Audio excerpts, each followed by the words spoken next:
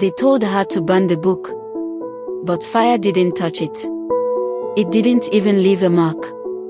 So Sarah buried it deep beneath the old sycamore near the river. She didn't tell anyone.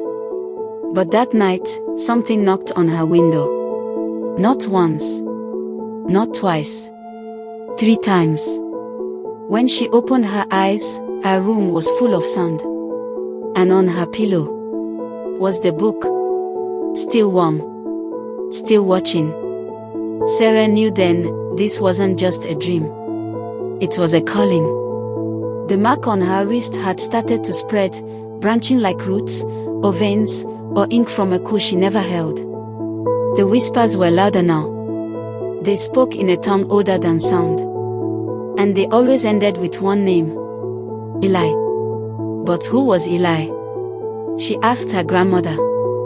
The old woman went pale. She pulled Sarah close and whispered, Eli was the first. The first what? The first to open the book, before David. Her voice shook. They say Eli walked into the mountains and never came back. But that's not true. He came back once. Once was enough. Sarah couldn't sleep. Not because of the nightmares, but because she knew where she had to go. She didn't know how, but she could feel it in her bones. There was something waiting in the hills. Older than David. Older than the book. Hungrier than either. It wanted her memory. It wanted her voice. It wanted her name. That morning, Sarah packed nothing. Just followed the pull. She walked past the edge of the village. Past the dried riverbed. Past the last tree. And then she saw it. A narrow path.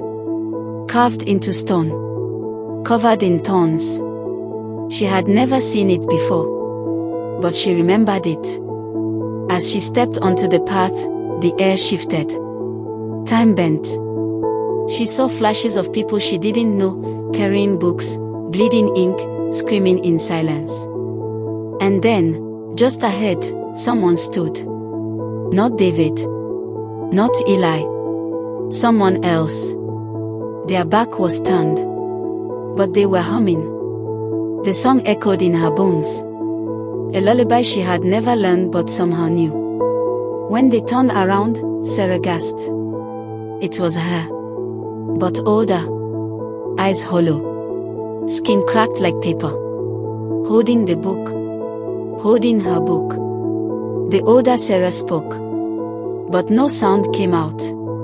Only blood. Then the vision shattered. Sarah fell to her knees. The path ahead split into 3. One led into fog. One into fire. One into silence. And the book in her hand flipped itself open. A single line appeared. Choose. The desert wind began to howl. The mark on her wrist seared. And somewhere in the distance, someone whispered her name. Thanks for watching. Watch out for the next episode. Please, share, like, and most importantly, subscribe, so that you don't miss out when we drop the next episode. It's coming up as soon as possible. We appreciate your time. Thank you.